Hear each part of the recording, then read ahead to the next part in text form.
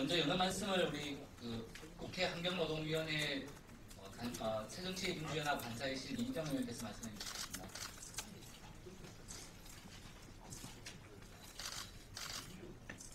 안녕하세요. 환경노동위원회 야당간사 이인영 의원입니다. 오늘 이 자리는 경기도 이천에 있는 주식회사 하이디스 테크놀로지의 공장 폐쇄와 정리 해고 중단을 요구하기 위해 마련되었습니다. 산자위의 전순호 의원님 함께해 주셨고, 또 환노위에서는 장하나 의원님, 또 한정혜 의원님이 뜻을 함께하고 계십니다. 이천의 지역구를 두고 계신 새누리당의 유승호 의원님도 함께 자리해 주셨습니다. 하이디스에는 두 개의 노조가 있습니다. 사무직으로 구성된 한국노총, 금속노련, 하이디스 노동조합 있는데요. 여기에 고정 위원장님 오셨고, 또 생산직으로 구성된 민주노총 금속노조 소속의 하이디스 지회 이상목 지회장님이 함께 참석해 주셨습니다. 아시는 바와 같이 하이디스는 스마트폰 그리고 태블릿에 사용되는 LCD를 생산하는 기업입니다. 1989년에 현대전자 LCD 사업부로 시작했지만 2002년에 현대전자가 굳어나면서 중국의 BOE 회사가 인수했었습니다. 그러나 전형적인 기술 먹튀 자본이었던 BOE는 핵심 기술만 확보한 후에 2006년 부도를 냈고 법정 관리를 거쳐서 대만의 잉크사에 인수되어서 현재 이르고 있습니다. 그러나 대만의 잉크사마저 기술 먹튀에 다름없는 그런 행태를 보여왔고, 급기야 지난 1월 7일 노조에게 공장 폐쇄와 정리 해고를 통보했습니다. 두 번의 부도 그리고 또 외국 자본에 의한 두 번의 먹튀 과정에서 우리 노동자들이 피와 땀으로 일군 기술 특허권들은 팔려나가고, 또 2천여 명에 달하던 직원들은 이제 800여 명으로 줄었습니다. 그리고 또다시 380여 명을 정리해 해고하고 회사를 매각하려는 이런 시도가 일어나고 있습니다. 하이디스가 제2의 쌍용차가 되지 않도록 언론인 여러분들의 적극적인 관심과 취재 부탁드리겠습니다. 고맙습니다. 예, 이어서 모두 다 이번 하이디스 사태에 대해서 제2의 쌍용 자동차로 번지지 않을까 우려하고 있습니다. 그렇게 우려하는 가장 근본적인 원인은 흔히 말하는 핵심 산업 기술이 유출되고 있고, 그로 인해서 기업의 경영 부실이 발생했기 때문입니다. 이에 대해서 지금 하이디스 노조 쪽 노조위원장님께서 먼저 좀 말씀해 주셔야 될 것 같습니다. 예, 고정 노조위원장님께서 경영 상태에 대해서 하고 기술 유출 상황에 대해서 말씀해 주시겠습니다. 하이디스 노동조합의 고정위원장입니다. 저희가 지금 회사가 크게 특허 관련된 사업과 생산 공장에서 생산하는 생산 사업 둘로 분리를 해가지고 특허 사업을 남기고 생산을 전부 다 폐쇄를 하려고 하는 그런 시도를 하고 있습니다. 그런 가운데 특별히 특허 문제하고 이렇게 야기가 된 투자 문제에 대해서 잠깐 제가 말씀을 드리고자 합니다. 특히 특허 문제는 회사가 저희가 갖고 있는 FF 원천 기술은 광채각 기술인데, 저희가 흔히 알고 있는 애플 또는 아마존, 그 다음에 구글 이런 큰 회사에서 저희 기술을 현재 사용하고 있고요. 삼성이나 LG도 저희 기술을 갖다 쓰고 있는 그러한 기술입니다. 근데 이런 기술을 저희가 가지고 갔더라면 충분히 경쟁이 있었는 회사인데도 불구하고 대만 자본은 이러한 기술을 경쟁사인 대만의 특허로 공유를 하게 만들었습니다. 그래서 우리가 경쟁력을 상실하게 했을 뿐만 아니라 또한 더 나아가서는 대만의 OEM이라는 생산을 둘러주면서 우리의 기술, 생산 기술과 디자인 기술을 전부 다 전수를 하게끔 해서 우리 내부의 기술력을 완전히 약화시키는 그런 문제가 생겼습니다. 또한 수입액도 보게 되면은 2013년도에 순수 기술료만 600억 정도가 들어왔고요. 2014년도도 800억 이상을 저희가 추정하고 있습니다. 그리고 2015년 이후로는 저희가 1000억이 넘어갈 거라고 예상하고 있기 때문에, 또한 그 기간도 짧게는 8년부터 14년까지 앞으로 계속 특허를 받을 수 있게끔 돼 있기 때문에 이 돈을 따지면 1조가 넘는 상당히 큰 액수가 되어버립니다. 근데 이러한 돈을 그대로 자기들이 가져가고 생산 공장은 투자를 하지 않고 다 노화시켜서 직원들 370명을 전부 다 정리해고하겠다는 그런 얘기를 지금 하고 있습니다. 특별히 국가가 저희 산업기술 관련해가지고 7세대 기술은 보호하고 있습니다. 그런데 아이러니하게도 저희 기술은 산업기술 보호도 못 받는데 경쟁사들은 7세대에서 저희 원천 기술 생산을 해가지고 생산을 하고 있다는 것입니다. 상상이 통탄하지 않을 수 없는 사실이라고 제가 말씀드릴 수 있겠습니다. 또한 EIH가 저희를 인수한 지가 7년 넘었는데 지금까지 정상적인 투자를 한 번도 안 했습니다. 매출 대비 2%도 안 되는 그냥 말 그대로 가공량에 투자할 정도밖에 하질 않았습니다. 이러다 보니까 장비는 거의 노화돼가지고 개발력, 그러니까 고사양의 개발을 해야 되는데 현재 장비를 하지 못하다 보니까 경쟁력이 없게 되버려요. 경쟁력이 약화시키는. 그래서 우리 회사를 생산이 누구 와도 경영할 수 없다 할 정도로 만들어버리는 그런 전략을 써왔던 겁니다. 특히 더 재미있었던 것은 이번에 그 2차 M&A 관련해가지고 인수자가 나타났는데 그 사람들은 저희 회사를 가지고 충분히 살 수 있다 라고 얘기를 합니다. 무슨 얘기냐면은 저희 현 장비를 가지고 조금만 더 투자하면은 OLED라는 제품을 새로운 제품을 개발을 해가지고 생산할 수 있기 때문에 얼마든지 경쟁이 있다고 합니다. 즉 같은 도화지에다 그림을 그려도 인수자는 멋지게 그릴 수 있다고 얘기를 하는데 우리 EIS 대만 자본은 우리 투자를 할 계획이 없기 때문에 우리 그림 투자 그리기 쉽다라고 얘기를 하는 겁니다. 그런 상황에서 우리 회사를 거의 생산 장비 노화시키고 그래서 고객이 우리가 오더를 받아오려면 사양조차 맞출 수 없는 그런 상태를 만들어버려가지고 경쟁력이 약화시키는. 그래서 저희를 전제는 전부 다 정리해보겠다는 370명을 전원 정리해보겠다는 말을 좀 하고 있습니다. 이상 현재 우리 그 회사의 특허 관련돼서 또한 투자 관련된 문제점을 제가 말씀드렸습니다. 또한 우리 그 회사에 관련된 고용과 관련된 그 구조조정 관련 사항은 우리 이상국 기획에 다시 또 자세히 말씀드리도록 하겠습니다. 네, 감사합니다. 예, 지금 그 현재 진행되고 있는 구조조정과 정리와 관련 사항은 그 민주노총 금속노조 하이디스 지회장님께서 말씀해 주시겠습니다. 반갑습니다. 하이디스 지회장 이상국입니다. 먼저 이 자리를 만들어주신 의원님들과 이 자리에서 취재를 하시는 기자님들께 감사드립니다. 저희 하이디스 전체 직원들은 1월 7일 날 마른 하늘에서 날벼락을 맞은 심정이었습니다. 2014년 회사는 수익이 1,000억 가까이 난다고 예상하고 있습니다. 하지만 공장 폐쇄와 정리해고 예고 통보를 했습니다. 저희 노동자들은 그 상황을 이해 못하고 경영자료를 오픈해라 하고 있는데 그것조차 오픈하지 않고 있습니다. 저희는 앞서 말씀하신 분도 얘기했지만 기존 구 현대전자, 지금 현재는 SK 하이닉스 출신들입니다. 그때는 유망 있는 사업부로서 2,000명이 있는 직원이었습니다.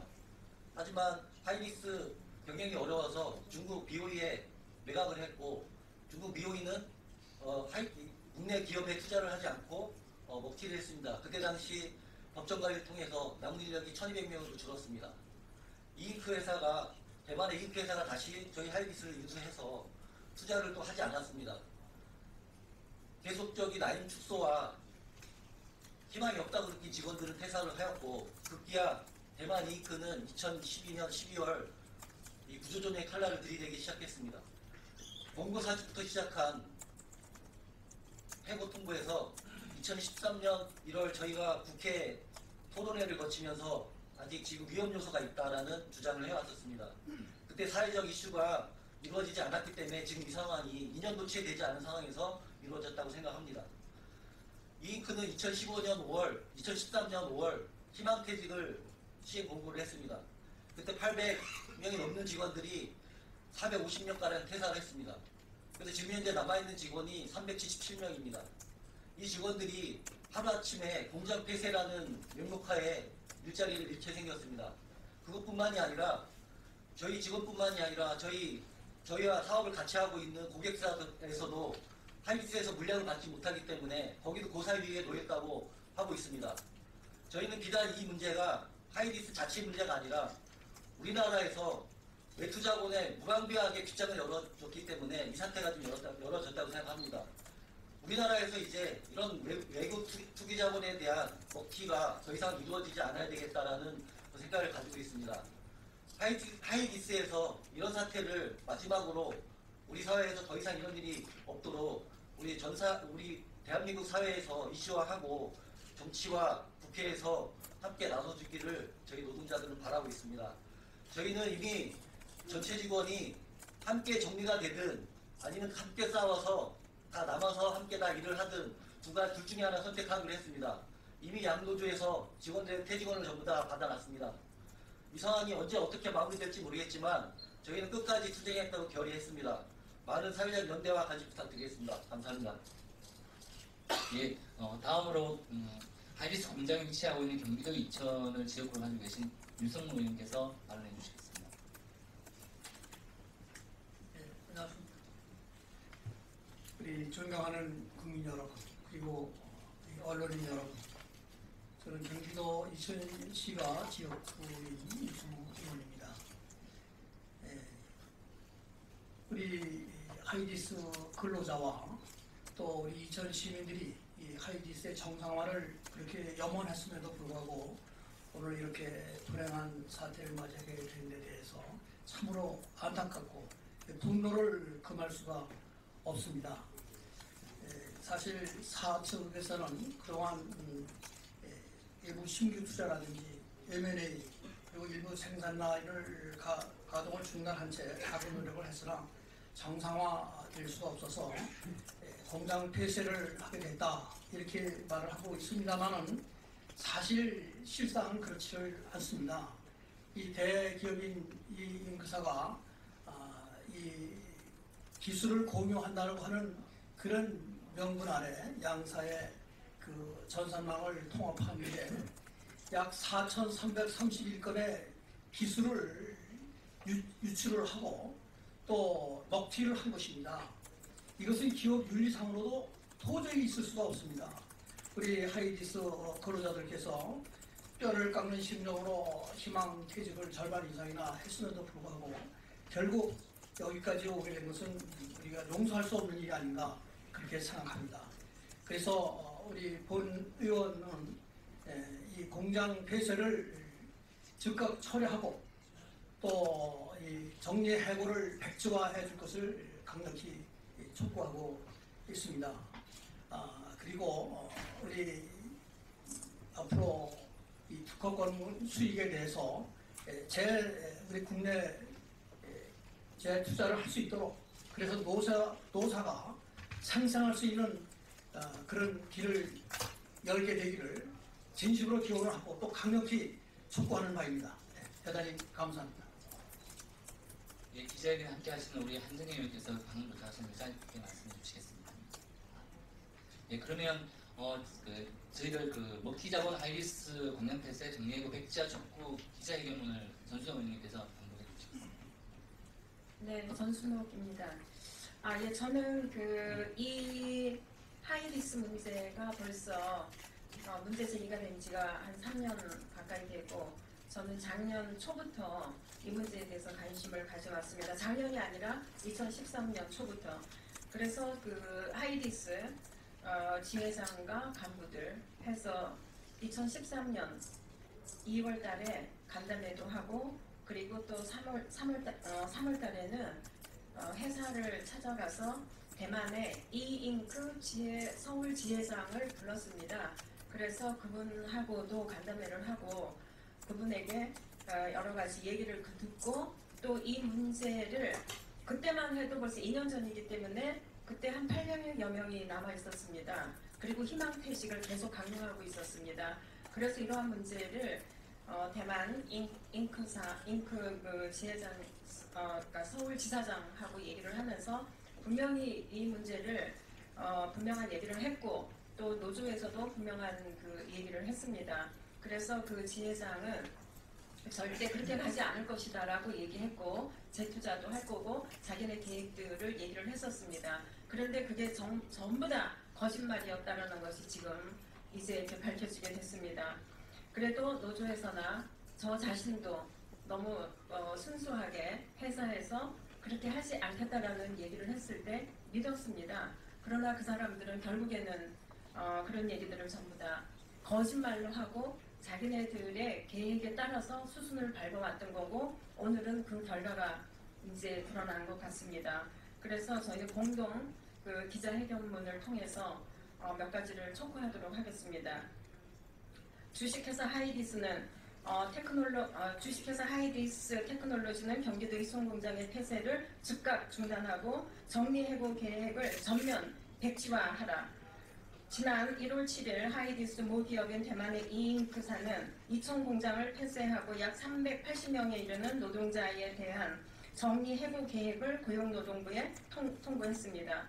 결국 지난 수년간 하이디스가 제2의 쌍용 사태로 번질 수 있다고 많은 사람들이 경고한 그리고 염려한 공장 폐쇄로 인한 대규모 정리해고가 현실화되고 있습니다. 그러나 우리는 하이디스 자본이 기술 개발과 생산 시설에 대한 투자를 제대로 하고 또한 박근혜 정부가 산업기술 보호에 대한 적극적인 조치를 취한다면 공장 폐쇄와 대량 해고 사태를 막을 수 있다고 확신하고 있습니다. 먼저 하이디스의 본사인 대만 이잉크사는 지금 당장 특허 기술 대여를 통해 벌어들이는 수익의 일부라도 이천 공장의 생산 현대화와 설비 개선에 재투자해야 합니다. 하이디스의 설비 투자액은 2014년 현재 매출 대비 2%에 불과합니다. 반면 특허권 장사로 한 해 벌어들이는 수수료가 약 900억 원에 이르고 있습니다. 이러한 특허 수익의 20%만이라도 기술 개발과 생산 라인에 투자한다면 원천 기술로 강시 야각 기술을 가진 하이디스는 LCD 시장에서 충분한 국제 경쟁력을 가질 수 있다고 생각합니다. 둘째, 하이디스를 이 지경에 이르게 한 데에는 정부와 국회의 책임 또한 크다고 봅니다. 외국 자본의 유치를 위해서 꼭 필요한 규제라는 이유로 다 풀어주면서 엄청난 수익을 가지고 본국으로 떠나버리는 먹튀, 투기 자본에 대해서는 아무런 제재도 할 수 없도록 만들었기 때문입니다. 정부와 국회는 투기성 외국 자본이 아니라 생산성 투자에 기여할 수 있는 해외 자본 유치가 이루어질 수 있도록 외국인 투자 촉진법을 개정해야 합니다. 그리고 국가 핵심 기술의 범위를 보다 확대하고 불법적, 편법적 기술 유출을 막을 수 있는 산업기술보호 및 유출방지법을 강화해야 합니다. 이와 같이 우리는 대만의 이잉크가 먹튀 행위를 중단하고 정부는 지원 조치에 적극적으로 나선다면 하이디스의 경영 정상화는 충분히 실현할 수 있다는 것을 다시 한번 촉구합니다. 이에 우리는 하이디스의 경영 정상화를 위해 사용자와 정부에 다음과 같이 요구합니다. 하이디스는 기술 유출과 먹튀 행위를 중단하고 특허권 수익의 재투자를 통해 경영 정상화에 나설 것을 촉구합니다. 하이디스는 공장 폐쇄와 구조 조정을 즉각 중단하고 대책 없는 정리해고를 정면 백지화해야 합니다. 그리고 정부는 외국 자본의 무분별한 기술 유출을 규제하고 해외 자본의 생산적 투자를 유인할 수 있는 제반 법 제도를 강력히 촉구합니다. 2015년 1월 14일 민주노총 금속노조 하이디스 지회, 한국노총 금속노련 하이디스 노조 국회의원 이인영, 장하나, 한정혜, 유승우, 전순호입니다. 감사합니다. 예, 이상으로 하이디스의 공장 폐쇄와 정리해고 백지화 촉구 기자회견을 마치도록 하겠습니다. 감사합니다.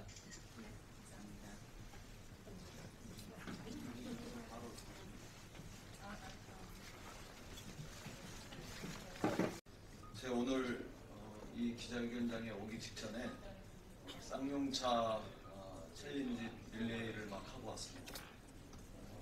한국노총의 이정식 사무처장께서 저를 지명하셨고 그에 이어서 저도 세 분을 지명했습니다. 한 분은 쌍용차의 마인드라 회장님이고 또 한 분은 저 문재인 후보님 그리고 마지막 한 분은 박지원 후보님입니다. 마인드라 회장님을 지명한 이유는 긴 말씀드리지 않고 아주 짧게 말씀드리면 회사에 수익이 나면 해고된 노동자들을 다시 고용하겠다 이런 말씀을 하셨습니다. 저는 그것이 쌍용차에 대한 우리 국민들의 마지막 기대고 그 약속이 꼭 지켜질 수 있었으면 하는 이런 바람에서 마인드라 회장님을 지목했습니다. 한 발 더 나가서 제 주변에서 새롭게 차를 바꾸고자 하는 분들이 계시면 새롭게 출시되는 티볼리 차로 세대 교체를 해드리겠다는 이런 약속까지 드리겠습니다. 제 이번에 당대표 출마하면서 공약 그 9호가 세대 교체인데요. 주변에 있는 그 헌차를 새로 새 차로 교체하려고 하는 분이 계시면 티볼리를 구입하실 수 있도록 해서 세대를 교체해 드릴 테니까 마인드라 회장님께서는 반드시 우리 쌍용차 노동자들을 다시 고용하는 이런 약속을 지켜주시길 바랍니다. 그 다음에 문재인 후보님과 박지원 후보님을 지명을 했습니다. 그 두 분을 지명한 이유는 그동안 우리 당이 노동자들의 정리해고 문제라든가 비정규직 문제에 대해서 크게 함께하지 못했는데 이번 전당대회를 거치면서 어느 분이 당대표가 되든 간에 노동자들에게 직면한 이 정리해고 문제 그리고 비정규직 문제 이것을 함께 끌어안고 해결해 나가겠다는 이런 의지에 동참해 주셨으면 좋겠다 이런 취지로 그렇게 해드렸습니다. 두 번째 본론에 들어가겠습니다. 오늘 제가 저희 그 경선 캠프의 대변인으로 장진영 변호사님을 여러분들한테 소개해드리고자 합니다. 장진영 변호사님을 대변인으로 모신 이유는 크게 두 가지입니다. 하나는 장진영과 이인영은 둘 다 영입니다. 젊다는 그런 그 일치점이 있습니다. 물론 장진영 변호사님은 이인영보다 훨씬 젊습니다. 이인영이 외치고 있는 세대교체의 상징으로 장진영 변호사님을 발탁했습니다. 저는 노차사 세대이지만 장진영 변호사님은 토토가 세대입니다. 90년대 학번입니다. 저를 비롯해 80년대 학번이며 또 민주화 세대들이 일부에서 속되게 표현하면 꼰대질한다 이런 비판이 많았던 거 잘 알고 있습니다. 그리고 기대에 부응하지 못했던 점도 늘 죄송하고 생각합니다. 우리 당이 지나치게 폐쇄적이고 또 배타적이라는 비판을 많이 받아온 것 또한 사실이고 이제 과감히 바꿔야 할 때다 이렇게 생각합니다. 보다 개방적이며 보다 역동적인 정당으로 확실하게 바꾸겠다 이런 그 저의 의지의 표현이 오늘 장진영 변호사님을 대변인으로 모신 첫 번째 이유입니다. 장진영 변호사와 같은 이런 젊은 인재들이 더 많이 우리 당의 자산이 될 수 있도록 앞장서겠다 이런 점을 말씀드리겠습니다. 두 번째는 장진영 변호사님은 단지 젊다 이런 이유만으로 모셔온 것은 아닙니다. 장진영 변호사는 그동안 소비자 운동의 화신처럼 이렇게 활동해 오신 분입니다. 각종 언론에서 많은 활동도 해주셨습니다만 그동안 경실련 소비자정의센터의 창업자로서 늘 소비자의 권익 증진에 앞장서온 그런 변호사이시기도 합니다. 이미 그 역량을 충분히 인정받았고 또 많은 분들의 호평이 있었고 이런 분을 제가 함께 할 수 있다는 것은 저의 영광일 뿐만 아니라 우리 당에도 큰 바람직한 그 길이다 이렇게 생각합니다. 소비자 운동은 곧 유권자 운동이고 갑에 맞서서 을의 권익을 드높이기 위한 운동입니다. 이것은 우리 당의 정신과 일치합니다. 우리 당이 나아가야 할 길이 바로 이 길이다 저는 이렇게 확신합니다. 이 길에 장진영 변호사가 있었고 그 길을 저 이인영도 함께 가겠다 이런 취지로 모셨습니다. 장진영 변호사님은 사법연수원 시절에 일찍이 그 우리나라 최초로 마일리즈 소송을 했었고 거기서 승리했던 이런 그 경험을 가지고 있고 많은 분들이 그것을 기억하고 계십니다. 장진영 변호사님을 소개해드리겠습니다. 많은 관심과 격려를 보내주셨으면 좋겠습니다. 감사합니다.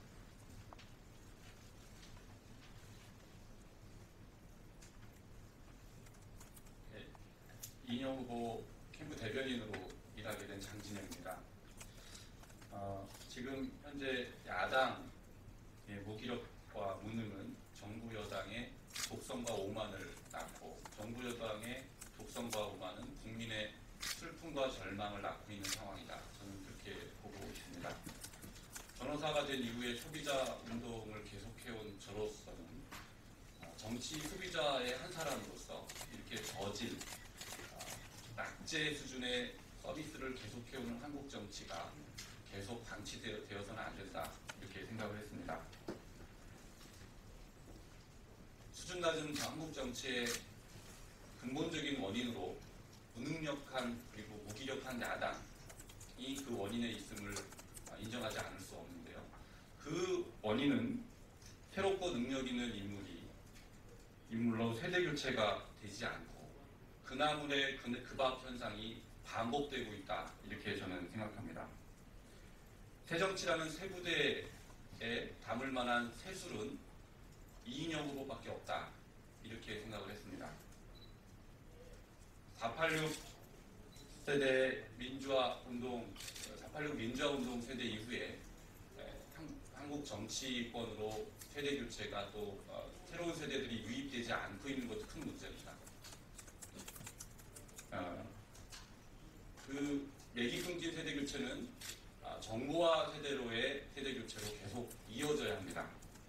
그래서 정보화 세대인 90학번, 제가 90학번인데요.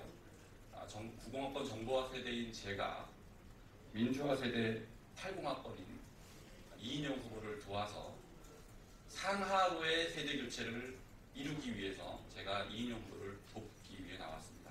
앞으로 많은 관심과 또 응원 부탁드리겠습니다. 감사합니다. 네, 고맙습니다. 이제 또 다시 저는 선거운동을 하고 가겠습니다만, 저를 대신해서 우리 장진영 변호사께서 이인영 캠프의 입장을 전달하고 또 지지를 부탁드릴 때 언론인 여러분들의 많은 성원 부탁드리겠습니다. 감사합니다. 새누리당 김무성 대표의 수첩에 적힌 K 그리고 Y의 실체를 둘러싼 뒷얘기가 참으로 점입가경입니다. 청와대 제2부속실 음종환 행정관이 집권 여당의 대표와 중진 의원을 비선실세 국정개입 의혹의 대우 인물로 지목한 점은 놀랍습니다. 음종환 행정관이 걸어왔던 길을 쭉 한번 보시면 놀랍지 않을 수도 있습니다. 십상시의 한 명으로 알려진 이 음종환 행정관의 말이라는 점에서 또한 결코 가볍게 들리지 않습니다. 아시다시피 제2부속실은 업무 영역이 도대체 무엇인지 잘 알려지지 않은 채 그동안 많은 의혹에 결부되어 있다는 점도 주목하지 않을 수 없습니다. 음종환 행정관의 발언도 이준석 전 비대위원에게 방송에서 말 조심하라고 경고하는 자리에서 나온 말이라고 합니다. 청와대 제2부속실 13시로 지목된 사람들이 국정도 부족해서 이제는 정치까지 개입하고 있는 것은 아닌지 우려스럽습니다. 이번 사건은 그야말로 13시 세력의 오만과 그리고 국정농단의 단면을 보여주는 것입니다. 그런 점에서 도대체 청와대를 비롯한 여권에서 무슨 일이 벌어지고 있는지 국민은 묻고 있습니다. 어려운 나라 경제를 살려야 할 집권 세력들이 자기들끼리 권력 다툼과 힘겨루기만 하고 나라에는 등한시하고 있는 것이 아닌지 참으로 우려스럽다는 것이지요. 이번 사건으로 다시 한번 확인된 콩가루 청와대의 모습은 한심함을 넘어서 박근혜 정부가 제대로 국정 운영을 해나가고 있는지 국민이 걱정하게만 합니다. 대통령의 끊임없는 부인에도 불구하고 이런 일이 벌어지고 있는 것은 결국 대통령의 안이한 인식만을 확인시켜준다는 점에서 씁쓸합니다.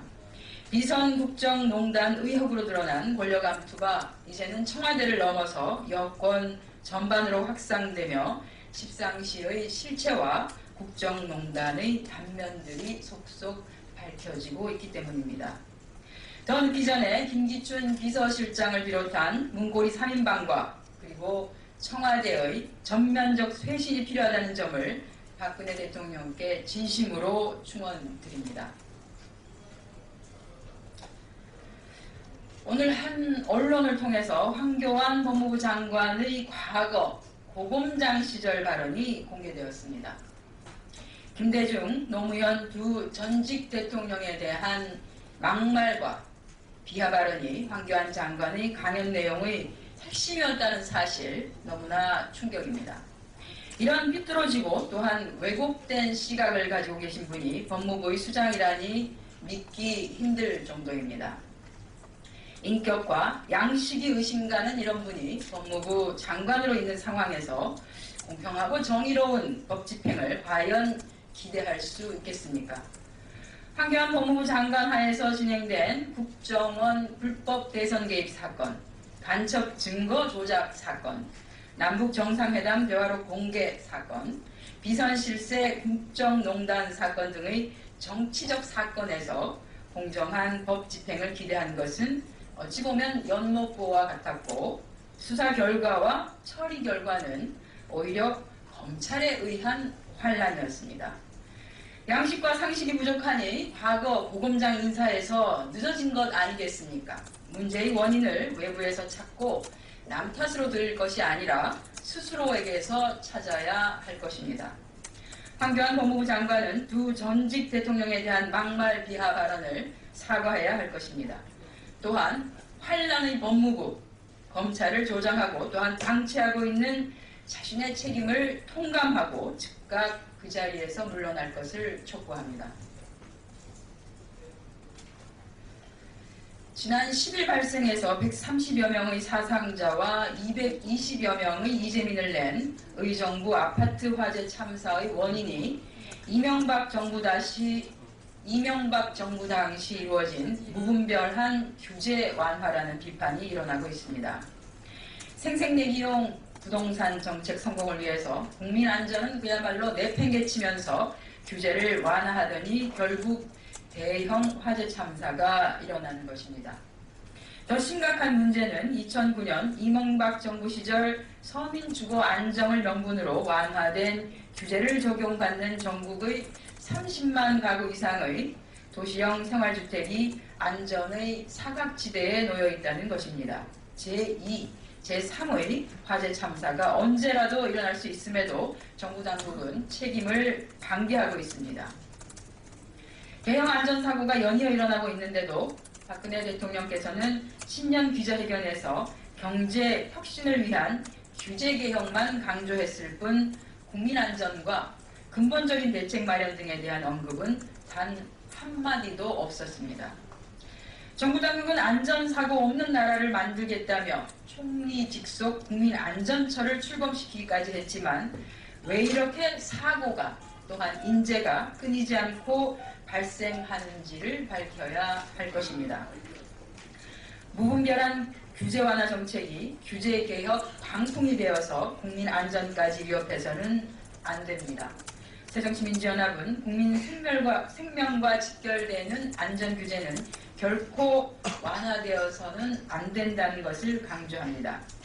박근혜 정부는 참사가 일어날 때마다 사후 약방문식, 땜질식 처방을 내리는데 급급해서는 국민의 안전은 결코 담보될 수 없다는 것을 알아야 할 것입니다. 네, 오늘자 한 언론의 보도에 따르면 새누리당은 이노근 의원을 중심으로 박원순 서울시장의 인사 문제를 집중적으로 다룰 박원순 저격특위를 주중에 출범시킬 계획이라고 합니다. 한마디로 소가 웃다가 넘어갈 일입니다. 올해는 양의 해이니까 양도 웃다가 넘어갈지도 모르겠습니다.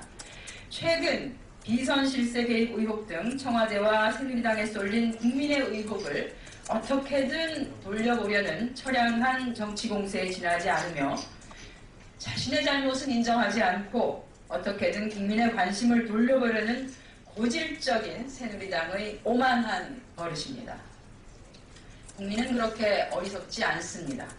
새누리당의 주장은 사실관계가 명확하지도 않고 근거 또한 없습니다. 새정치민주연합이 전당대회를 치르고 있는 과정인데 그야말로 이웃에 고춧가루를 뿌리는 괘씸한 심보입니다. 적어도 인사 문제에 있어서는 박근혜 정부와 새누리당은 국민 앞에 할 말이 없을 것입니다. 일일이 열거하기도 어려운 인사 문제를 일으킨 것은 다름 아닌 박근혜 정부와 새누리당입니다. 그런 사람들이 서울시 인사에 대해서 왈가왈부하는 것은 적반하장을 넘어서 기본 소양도 없는 행위입니다. 새누리당이 이렇게 근거 없는 정치 공세로 박원순 시장을 흠집내기에 나선다면 국민이 또한 서울 시민이 결코 좌시하지 않을 것입니다. 새정치민주연합은 이번 기회에 오만한 새누리당의 버릇을 고치기 위해서 정면 대응할 것이라는 것을 밝혀둡니다. 일 잘하고 있는 서울시장을 흔드는 쓸데없는 짓에 국민 세금을 낭비하지 마시고 박근혜 대통령의 신년 기자회견 내용처럼 경제 살리기에 매진하시기를 바랍니다. 네, 김무성 대표의 신년 기자회견이 거의 마무리가 되었습니다. 집권 여당의 대표로서 현 시기 경제 상황에 대한 우려와 또한 대책을 중심으로 집권 여당의 역할을 강조한 데 공감하며 또한 실효성 있는 대책을 기대합니다. 다만 아쉬운 것은 이제까지 재벌기업 중심의 편향된 경제정책이 아닌 대안으로 제시되고 있는 가계소득 주도형 경제성장 정책으로 경제기조를 전환하는 노력 또한 실질적인 대안 마련에 주력을 다해야 할 것입니다. 또한 집권여당의 대표로서 박근혜 정부의 공직기강 문제, 비선 실세의 국정농단 문제 등 인적 쇄신의 필요성에 대해 회피하는 모습은 정부 여당 대표로서는 좀 아쉬운 대목이기도 합니다. 박근혜 정부의 집권 3년차의 성공적인 운영을 위해서는 집권 여당의 역할이 매우 중요합니다. 야당을 국정 파트너로 소통을 통한 화합과 협력을 강조하실 부분에 대해서도 우리 당은 환영합니다. 야당과의 협력과 화합만큼이나 청와대에 대한 감시와 견제의 노력을 다해 주실 것을 부탁드립니다. 네, 이상 오전 현안 브리핑 마치겠습니다. 안녕하십니까. 새누리당 문정림 의원입니다. 이 자리에는 새누리당 여성위원장 신경림 의원님 그리고 새누리당 서울 중구 당협위원장 후보로서 또 함께하는 민현주 의원이 함께하셨습니다. 새누리당 여성위원장님과 함께 여성의원 두 사람이 이 자리에 함께한 것은 서울 중구 당협위원장 여성후보 단일화와 관련해서 말씀드리기 위함입니다. 먼저 서울 중구 당협위원장 후보의 한 사람이었던 군인 문정림 의원의 입장을 말씀드리겠습니다. 저 문정림 의원은 서울 중구 당협위원장 선정 과정에서 여성후보 단일화를 위해 후보 사퇴를 결정하게 되었습니다. 새누리당 158명의 의원 중 여성의원은 20명에 불과하고 이 중 14명의 비례대표를 제외하면 여성 지역구 의원은 6명 뿐입니다. 양성 평등과 여성의 역량이 평가받을 수 있는 사회를 위해서는 여성의 정치 참여가 확대되어야 하나 서울 중구 당협위원장 선정 과정에서 두 여성 의원이 경쟁을 펼치는 것이 당의 화합과 당과 국가를 위한 여성 정치 참여 확대를 저해할 수도 있기 때문에 사퇴하고자 합니다. 저는 앞으로 보건의료 전문가 및 소아재활 전문의로서 역량과 경험을 바탕으로 생명과 인권을 지키는 가치를 최우선으로 하는 의정활동을 지속하겠습니다. 또한 장애인, 저소득층 등 소외계층을 포함한 국민과 삶의 현장에서 함께할 수 있도록 지역과 현장에서 체감하는 정치를 위해 계속 노력하겠습니다.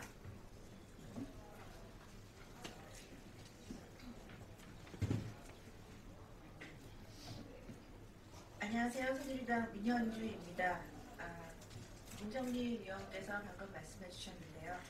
큰 결단을 내린 문정림 위원님께 다시 한번 진심으로 감사드립니다. 앞서 말씀하셨지만 대의민주주의 발전과 남성 중심적인 정치 문화가 팽배해 있는 이 사회에서 여성 정치인이 지역에서 자리매김하기에는 많은 어려움과 장애물이 있는 것이 사실입니다. 이런 것들을 함께 헤쳐나가기 위해서 문정림 위원께서 대승적으로 양보해 주셨습니다. 다시 한번 진심으로 감사드립니다. 제가 이번에 중구 조직위원장을 지원한 것은 바로 이러한 현실에서 먼저 척박한 땅을 갈고 닦아 중구 지역의 새누리당의 뿌리를 제대로 내려보고자 하는 다짐에서 시작되었습니다. 중앙당 또한 선거 때마다 여성 후보자가 없다고 할 것이 아니라 미리 준비해서 역량 있는 여성 정치인을 키워내는 전략이 필요합니다. 비례대표 의원은 전문성을 살려 그 역할을 담당하면서 이 시대가 필요로 하는 능력 있는 정치인을 양성하는 데 그 목적을 두고 있습니다. 따라서 비례대표 의원의 지역 당협으로의 진출은 지역과 중앙을 아우르는 큰 정치를 할 수 있는 계기가 될 것이라고 믿습니다.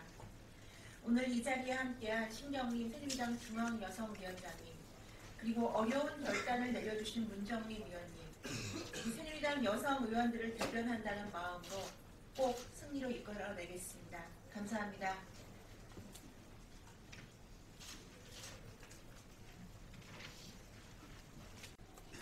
십상시에 국정농단이 극에 달했습니다. 십상시에 행정관까지 이제 여당 대표를 마구잡이로 공격하고 있습니다. 김무성 대표의 수첩에 문건 파동에 배우는 KY, 내가 꼭 밝힌다. 두고 봐라. 곧 발표가 있을 것이다. 라는 글이 적혀 있었다고 합니다. 그런데 KY가 뜻밖에도 김무성 대표와 유승민 의원을 이야기한다고 하니 정말 하들짝 놀라지 않을 수가 없습니다. 청와대의 십상시가 난동을 부리더니 이제 행정관까지 권력의 정점에 있는 양 무례한 발언들을 쏟아내고 있습니다. 행정관의 발언 속에는 김무성 여당 대표와 유승민 의원이 우습게 보이는 모양입니다. 그리고 여당 대표와 유승민 의원에게 분노가 담긴 듯한 발언입니다. 유승민 의원은 이와 관련해서 안봉근, 문고리 3인방 중에 한 명에게 항의 전화를 했다고 했습니다. 자, 이재만, 정호성, 안봉근, 문고리 3인방이 왜 문제가 있는지 이제 드러났습니다. 안봉근 비서관 휘하의 이동빈 행정관, 그리고 이정현 의원의 보좌진이었던 음정훈 행정관, 행정관들까지 난리가 났습니다. 행정관, 청와대에서 국민을 위한 일을 해야 하는데 권력 암투의 정점에서 그 권력을 쓰다 못 써서 이제 국회를 향해 총질을 해대는 꼴입니다. 자, 대통령님께 묻겠습니다. 문고리 3인방이 이래도 문제가 없는 것입니까? 이 행정관들이 이래도 문제가 없는 것입니까? 이런 난리를 피우니 이것이 문건으로 만들어지고 이것이 국민에게 알려진 것입니다. 도대체 이들 뒤에 누가 있는지, 뭘 믿고 이렇게 날뛰는지 꼭 알아야겠습니다. 김무성 대표님, 이런 말씀을 듣고 얼마나 황당했을까요?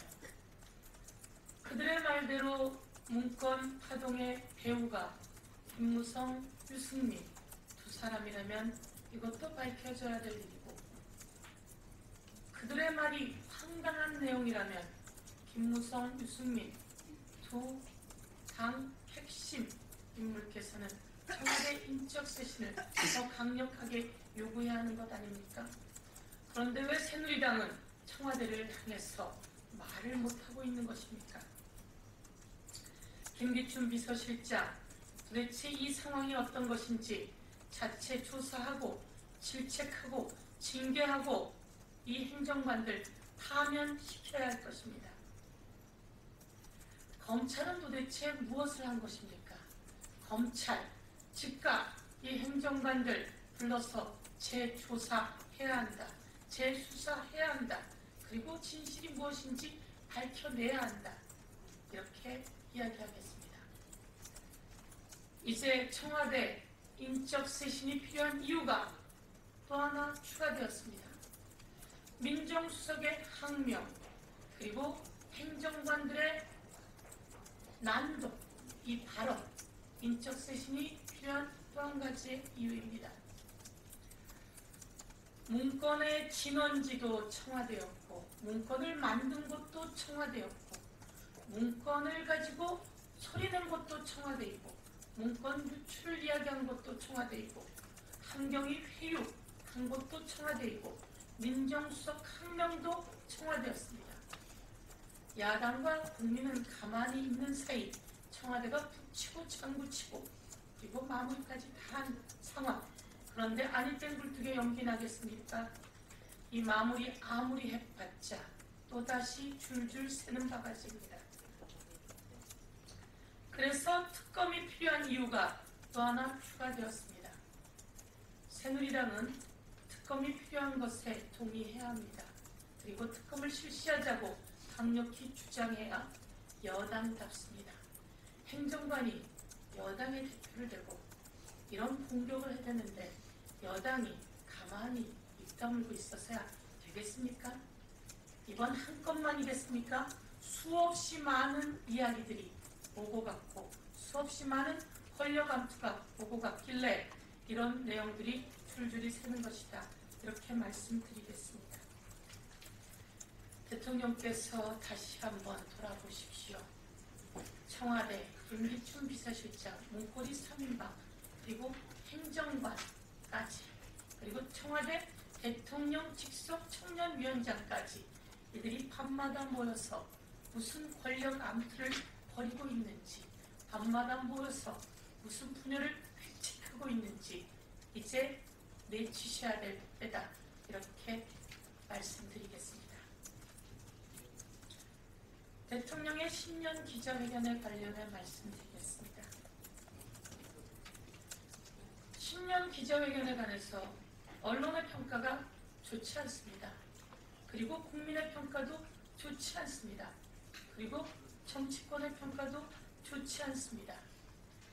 2014년 수첩을 그대로 재활용하신 건 아닌가 이렇게 비아냥거리는 의견들이 있습니다. 2004년 수첩을 재활용해서 2005년 신년 기자회견에서 다시 썼다. 이것이 창조 경제인지 이것이 창조 정치인지 묻지 않을 수 없습니다. 대통령의 신년 기자회견은 2014년 내용 그대로 그리고 대통령의 옷만 바뀐 것은 아니지. 그런데 국민의 마음은 2014년하고 달라졌습니다. 마음이 떠났습니다. 그리고 대한민국 경제는 2014년보다 더 나빠졌습니다. 경제가 엉망입니다. 가계 부채 폭탄, 실업 폭탄, 그리고 전세, 월세 폭탄. 국민은 살기가 어렵다고 아우성인데 대통령의 신년 기자회견은 그대로였습니다.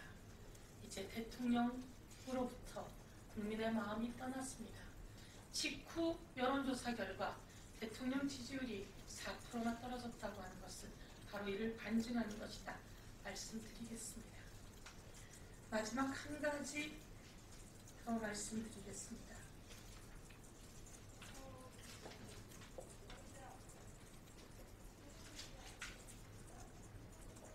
유병헌 도주 사건, 세월호 참사 사건, 이것과 관련해서 총지휘를 했던 검찰 팀장, 이 검찰 팀장 김희종 전 특별수사팀장이 세모그룹 전신이었던 회사에 근무했던 경력이 드러났습니다. 이 팀장은 약 2년 정도 세모그룹의 전신이었던 사모트레이딩 주식회사에서 근무했다는 사실이 드러났습니다. 당시에 이 사실을 검찰 수뇌부가 알고도 이 수사를 지휘하게 했습니다. 유병헌을 잡지도 못했고 유병헌이 어딘가 호화롭게 살고 있을 것이라 국민들은 생각하고 있습니다. 당시 검찰, 경찰, 군 병력이 모두 동원돼도 유병헌을 잡지 못했습니다. 한간에는 유병헌 퀴즈들이 있는 거 아닌가, 유병헌 장학생이 수사기관 내부에 있는 것은 아닌가 라고 하는 의혹들이 떠돌았었습니다. 해경에는 마침 유병헌 퀴즈가 있었습니다. 유병헌 장학금을 받았고 세모그룹에 근무했던 해경 간부가 있었습니다. 이 해경 간부는 끝내 수사 라인에서 경질되었고, 그리고 이 수사 과정을 해운조합의 누설한 혐의로 기소돼서 1심에서 징역 8월에 집행유예 2년을 받았습니다. 해양경찰청의 이용욱 전 정보수사국장이 그랬습니다. 그런데 그때도 황당한 일이었는데 이 유병헌 수사 총 책임을 맡았던 김희종 전 특별수사팀장, 현재 법무연수원 연구위원, 이 사람이 세모그룹에 근무했던 이력이 있었다는 겁니다. 이런 사람에게 전체 수사를 맡겼으니 큰 문제가 있었습니다. 30년 전 일이라 별거 아니다. 첫 단추부터 잘못 끼워진 겁니다. 검찰이 별거 아니다라고 생각하는 그 자체부터 문제입니다. 이런 경력이 있는 사람은 이 수사에서부터 회피되었어야 합니다. 스스로 회피했어야 합니다. 결과가 좋았다면 또 다른 이야기지만 우리는 전대미분의 이 부족한 잘못된 부실 수사, 유병헌을 잡지 못한 이 수사 관련해서 당시 수사팀장이 이런 문제가 있었다는 것을 밝혀주면서 이거는 검찰청법 위반 아닌가, 법사위에서 따져 물어야 할 내용이고, 이와 관련해서 검찰총장이 그리고 이 김희종 수사팀장, 전 팀장이 책임져야 될 일이다, 이렇게 말씀드리겠습니다. 대한민국 하나라도 근본이 제대로 둬야 하는데 이 유병헌 수사 첫 단추부터 잘못 끼운 채로 우리는 수사를 진행했습니다. 대한민국 국민을 농락했습니다. 그리고 아이들의 한을 털어주지 못했습니다. 가슴속에 묻고 평생을 아파야 할 유가족들이 이 내용을 안다면 얼마나 통탄할 일이겠습니까? 검찰은 이와 관련해서 제대로 된 해명을 해야 할 것이며 책임지는 사람이 있어야 할 것이다, 이렇게 촉구합니다. 이상 마치겠습니다. 먼저 첫 번째 의제는 새누리당은 경제 문제 해결이 최우선인 한 해를 보내겠습니다. 2015년 첫 임시국회 마지막 날입니다. 새누리당은 민생경제 법안을 한 건이라도 더 처리하기 위해 최선을 다했지만 국민의 기대에 부응하는 입법 성과는 내지 못해 송구스러운 마음입니다. 다만 민생경제에 진력할 수 있는 발판은 마련했습니다. 우선 4.16 세월호 참사 피해 구제 및 지원 등을 위한 특별법이 뒤늦게 통과되어 유가족들의 눈물을 조금이나마 씻어드리고 민생경제에 더욱 집중할 수 있게 되었습니다. 야당의 반대가 만만치 않았지만 크루즈법과 마리나 항만법 등의 통과라는 진일보한 성과를 얻었습니다. 이외에도 국민 안전에 디딤돌이 되어줄 관광진흥법, 유아교육법 등의 안전법안 처리도 있었습니다. 안전법안은 시행에 빈틈이 없어야 효과가 제대로 발휘될 수 있는 만큼 정부와 관련 기관의 적극적인 협조를 당부합니다. 지금 가장 걱정은 나라 경제입니다. 지난 12일 대통령이 신년 구상에서 경제를 42번이나 많이 언급하며 경제 활성화에 대한 의지를 드러냈고, 오늘 김무성 대표께서도 경제에 매진할 것을 강조하였다시피 경제 혁신을 본격화해야 하는 골든타임이 바로 지금입니다. 장기 저성장의 늪에 빠지지 않기 위한 구조개혁이 매우 절실하고 경제의 활력을 찾는 민생경제 법안의 통과가 시급한 상황입니다. 특히 정부가 내어놓은 공공, 노동, 금융, 교육 부문의 4대 개혁은 예전부터 경제 전문가들이 언론사들을 통해 가장 시급하게 구조개혁이 필요하다고 지목한 부분입니다. 중점 민생경제 법안도 아직 12건이 남아있는데 새누리당은 야당과 협력해 구조개혁을 뒷받침하고 부진한 내수를 살려 경제 활력을 높이는 입법안들에 대해 합리적인 논의가 이루어질 수 있도록 최선을 다하겠습니다. 광복 70주년인 올해는 경제 도약에 참으로 중요한 해입니다. 새누리당은 무엇보다 먹고 사는 문제의 해결이 최우선인 한 해를 보내겠습니다. 경제 문제 해결에 국민의 삶과 우리 미래가 달려있는데 국회에서 여러 정치적 유불리를 따지고 있는 것은 먹고 살기 힘든 국민을 현혹해 안기는 느닷없는 밥상일 뿐입니다. 새누리당은 국민이 희망을 잃어버리지 않도록 야당과 함께 경제 살리기에 최선을 다하겠습니다. 두 번째는 새정치민주연합은 공무원 노조 눈치를 보지 말고 조속히 공무원연금 개혁안을 제시하기 바랍니다. 새정치민주연합이 공무원연금 개혁에 진정성이 있다면 자당의 개혁안을 조속히 제시하는 것이 국민 앞에 도리입니다. 새누리당이 전문가의 의견을 바탕으로 국민의 입장에서 재정절감을 위한 개혁안을 내어놓은 지 벌써 2달이 넘게 지났습니다. 공무원연금 개혁을 위한 대타협 기구와 국회 연금특위 2가지 기구도 이제 마련되었습니다. 그렇다면 야당도 무조건 새누리당의 개혁안은 아니라고만 하기보다는 또 다른 견해를 보여줄 수 있는 개혁안을 내어놓는 것이 순서입니다. 야당이 대안을 제시해야 이를 바탕으로 두 기구에서 보다 속도감 있는 건설적인 논의가 가능해지고 야당의 의지도 확인할 수 있습니다. 지금 다수의 언론 보도를 보면 야당은 이미 개혁안을 준비했다고 합니다. 그런데 공무원연금 개혁 대타협 기구의 출범 이후인 지금까지도 명확히 그 내용을 공개하지 않고 있습니다.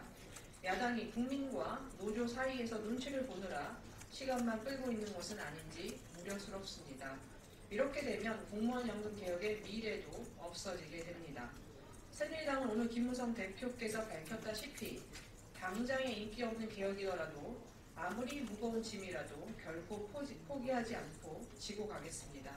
이 용기 있는 결단에 야당도 함께 진정성 있는 태도를 보여주기 바랍니다.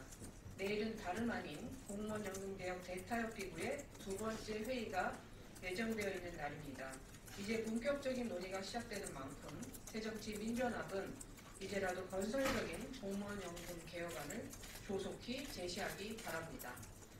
국회 서민주거복지특위 새누리당 의원 명단이 확정되었습니다. 이를 발표해드리겠습니다. 새누리당은 지난해 12월 23일 여야 합의에 따른 국회 서민주거복지특별위원회 의원 명단을 다음과 같이 확정했습니다. 9명의 명단을 발표해드리겠습니다. 김성태 의원, 나성민 의원, 박민식 의원, 강석훈 의원, 김도읍 의원, 김희국 의원, 박덕흠 의원, 이노근 의원, 하태경 의원입니다. 서민주거복지특위의 새누리당 간사는 국회 국토교통위원회 간사인 김성태 의원이 맡을 예정이며 해당 분야의 전문성을 가진 국토위, 기재위, 법사위 위원들이 대결 참여하여 국민들의 큰 관심사인 주거문제 해결에 특단의 대책이 마련될 수 있도록 최선을 다할 예정입니다. 새누리당은 실제 주거문제가 안정화되는 입법의 성과를 낼 수 있도록 정교하고 효과적인 대안을 마련하는 데 만반의 준비를 다하겠습니다. 이상입니다. 고맙습니다. 오늘 대표님 신년 기자회견 관련입니다. 김무성 대표 최고위원은 오늘 오전 신년 기자회견을 갖고 올해 새누리당이 나가야 할 방향을 제시하고 신년에 임하는 각오를 밝혔습니다. 김무성 대표는 모두 발언에서 경제 살리기를 강조하고 또 강조했습니다. 경제 살리기의 골든타임을 놓쳐서도 안 되고 올해 경제를 살리기 위해 모든 당력을 쏟겠다며 경제 살리기 의지를 강력하게 피력했습니다. 박 대통령 역시 신년 기자회견에서 경제 혁신의 중요성을 역설한 바 있습니다. 대통령과 김무성 대표가 우리 경제의 심각성과 절박함에 대해 인식을 공유한 만큼 올해 국정 운영의 방향은 경제 살리기에 집중될 것입니다. 김 대표는 장기 불황을 겪고 있는 일본을 예로 들며 면밀하게 분석했습니다. 불안형 무역 수지 흑자, 고비용 구조로 인한 제조 붕괴, 막대한 국가 부채, 저물가 저성장 기조, 저출산 고령화 현상이 일본만의 문제가 아님을 자각해야 한다고 강조했습니다. 우리 사회가 일본의 잃어버린 20년을 답보하지 않으려면 일본의 사례를 반면교사로 삼고 사회적 대타협을 통해 공공, 노동, 금융, 교육 등 4대 부문의 구조를 개혁해야 한다고 덧붙였습니다. 또한 김무성 대표는 국가 재정을 고려해 올 상반기 내 공무원 연금 개혁을 반드시 추진하겠다는 입장을 재차 확인했습니다. 김 대표는 집권 여당으로서 새누리당의 10년 목표와 다짐을 밝혔습니다. 보수 혁신 방안이 실천에 이를 수 있도록 혁신 작업을 계속하겠다고 약속했습니다. 열린 마음으로 야당의 목소리를 경청하고 화합과 협력의 정치를 실현하겠다고 했습니다. 또 새누리당이 가슴이 따뜻한 정당으로 거듭날 수 있도록 민생 현장을 수시로 방문해 국민들과 소통하겠다는 의지도 강조했습니다. 정신일도 화사불성이라고 했습니다. 새누리당은 국력을 경제 살리기 하나에 집중한다면 지금의 위기 상황을 극복해낼 것이라고 믿습니다. 새누리당은 올해 우리 경제가 재도약할 수 있도록 신발끈을 단단히 고쳐내겠습니다. 침체된 경기에 활력을 불어넣는 데 더욱 매진할 것을 다시 한번 다짐합니다. 국회 종료 관련입니다. 오늘로 12월 임시국회가 종료됩니다. 이번 임시국회에서는 총 200여 건의 다시 하겠습니다. 오늘로 12월 임시국회가 종료되었습니다. 이번 임시국회에서는 총 200여 건의 안건이 처리되었습니다. 공무원 연금개혁 특위와 국민 대타협 기구를 출범시켰고 세월호 배보상법 등 중요한 안건들을 처리했습니다. 하지만 이번 임시국회는 많은 과제를 남기기도 했습니다. 정기국회부터 18개의 민생경제법안이 처리되었지만 12개의 민생경제법안은 아직도 국회에 계류 중입니다. 국민적 기대가 컸던 김영란법도 2월 국회로 넘어간 상태입니다. 우리 경제가 여어득소할 수 있도록 적극적으로 뒷받침해주는 것이 국회의 책무입니다. 특히 관광진흥법과 서비스산업발전기본법 등은 소위 마이스 산업과 의료관광산업 육성, 일자리 창출을 위한 토대가 되는 굉장히 중요한 법안들입니다. 경쟁국들이 굴뚝 없는 황금산업에 앞다투어 뛰어들고 있는데 한국은 국회에서 뒷받침해주지 못해 두 손 놓고 있는 실정입니다. 이번 임시국회에서 야당은 이 법안들을 가짜 민생 법안으로 매도하며 반대를 위한 반대를 고집했습니다. 여야가 힘을 모아 어려운 경제를 극복해달라는 국민의 요구에 화답하지 못했습니다. 새누리당은 2월 임시국회에서 남은 12건의 경제 살리기 법안과 각종 민생 법안 처리에 최선을 다할 것입니다. 아울러 김영란법 통과와 특별감찰관 후보 추천을 완수해 청렴한 공직사회에 대한 국민적 염원의 희망을 지필 것입니다. 국민 화합을 위해 소통을 여의도에서 시작해 나간다는 마음으로 야당과 대화와 협의를 통해 국회의 의무인 법안 처리에 최선을 다할 것입니다. 북한 관련입니다. 지난달 29일 정부가 북한에 대화를 제안했지만 북한은 보름이 지나도록 공식적인 답변을 내놓지 않고 있습니다. 오히려 정례적인 한미연합 해상훈련을 고의적 도발이라며 비난하면서 한미연합 군사훈련 중단을 요구하는 등 협박과 엄포로 남북 관계를 경색시키고 있습니다. 남북의 관계 진전은 신뢰를 기반으로 한 진정성 있는 대화로만 이루어질 수 있습니다. 일방적인 요구나 위협이 아닌 서로 존중하며 이루어지는 대화여야만 생산적인 해법을 도출할 수 있습니다. 올해 우리는 분단 70주년을 맞았습니다. 박근혜 대통령은 지난달 국민들께 신년 인사를 전하며 단절과 갈등의 분단 70년을 마감하고 신뢰와 변화로 북한을 이끌어내 실질적이고 구체적인 통일 기반을 구축하고 통일의 길을 열어갈 것이다 라고 하셨습니다.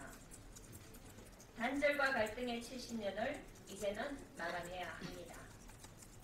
단절과 갈등의 70년을 마감하고 평화통일을 이루기 위해선 남북이 적극적으로 대화에 나서야 합니다. 대화로 평화적 해법을 모색해야만 남북 간의 거리를 좁히고 밝은 미래를 기약할 수 있습니다. 정부는 형식이 내용을 결정한다던 2013년과는 달리 이제는 형식에 연연하지 않겠다는 전향적인 태도를 보이며 적극적인 대화에 나서고 있습니다. 이제는 우리 정부의 제안에 북한이 응답할 차례입니다. 북한은 하루빨리 대화의 장으로 나와 민족의 미래를 함께 논의해야 할 것입니다. 감사합니다. 새누리당 김무성 대표의 신년 기자회견이 있었습니다. 박근혜 대통령의 하나마나 기자회견 이후 있었던 회견이라 기대가 있었습니다. 그러나 결론은 역시나 였습니다. 의미를 찾아볼 수 없는 회견으로 기대를 무색해 했습니다. 기대했던 박 대통령과 다른 목소리는 전혀 들을 수 없었습니다. 박 대통령은 국민이 듣고 싶은 얘기는 안 하고 자기 하고 싶은 얘기만 했더니 김 대표의 기자회견은 국민이 듣고 싶은 말도 없고 자신이 하고 싶은 말도 없는 눈치 보기 회견이었습니다. 경제 관련 박 대통령의 인식에 전적으로 공감한다. 청와대와 한목, 공동운명체, 당청 간 간극은 없다. 개헌은 필요하나 경제 살리기 때를 놓칠 수 없다. 박세일 여의도 연구소 원장 임명 당분간 보류하겠다는 발언은 청와대 새누리당의 수평적 당청 관계는 고사하고 수직적 당청 관계임을 선언한 것입니다. 경제에 대한 시간을 많이 할애했는데 지난 정기국회에서는 독일을 말하고 이번 신년 기자회견에서는 일본을 말했습니다. 외국 사례를 반면교사 삼는 것은 좋은데 사례를 입맛대로 고르는 습관은 어림없이 못했습니다. 현실 진단 해법 모든 다를 게 없었습니다. 김 대표 취임 이후 언급했던 사회적 대타협, 보수 혁신 측의 당내 개파, 야당 협력 등 자신의 약속에 대해 애써 성과를 말하려 했습니다. 사회적 대타협은 공무원 연금을 언급했지만 대타협 기금은 들러리고 국회 특위가 주인공인 현실입니다. 보수혁신 특별위원회의 성과를 언급했지만 용두 3위로 끝났고 혁신 동력은 상실한 게 현실입니다. 당내 개파 없다는 선언은 무색해지고 당내 갈등은 이미 KY 수첩 메모, 여의도 연구소 원장 임명 등을 통해 확고해지고 있는 현실입니다. 야당과의 협력은 번번이 청와대와 원내 지도부에 의해 막혀있는 현실입니다. 이번 신년 기자회견은 김 대표답지 않은 회견이었습니다. 결정적 순간마다 작아지는 목소리에 안타까운 회견이었습니다. 이제 수평적 당청 관계는 새누리당에서는 할 수 없는 소리가 계속있습니다. 이제 수평적 당청 관계는 새누리당에서는 할 수 있는 소리가 아님을 여실히 보여주었습니다. 김 대표 말대로 새누리당은 청와대 베이스 캠프가 아니라 청와대 베이비 캠프임을 확인시켜준 회견이었습니다. 이제 레임덕에 접어든 박 대통령을 잘 보필하는 당으로 확실히 전락한 것 같아 안타깝습니다. 김무성 대표 KY 매우 관련해서 말씀드리겠습니다. 청와대 비선 실세 문건 파동과 관련해 새누리당 김무성 대표의 수첩에 등장했던 KY 꼭 밝힌다는 말 주인공은 임종환 청와대 행정관이며 각각 김무성 대표와 유승민 의원을 지목한 것이라는 사실이 알려지면서 파장이 급속도로 번지고 있습니다. 청와대 행정관이 이번 파동의 배후에 대해 여당의 중진을 지목하고 그 같은 사실을 내부에서 공유했다는 말인데 도대체 이런 황당한 사태가 또 어디 있을까 싶습니다. 일명 정윤회 게이트가 청와대 비선실세 국정농단 사건이라면 KY 메모 사건은 청와대 국회 농단, 여당 농단 사건이라 할 만합니다. 행정관은 국정농단의 주역인 십상시 중 한 명으로 거론되는 인물이기에 이번 사태가 단순히 해프닝이 아닌 깊은 곳에서 벌어진 권력 암투라는 사실을 입증하고 있습니다.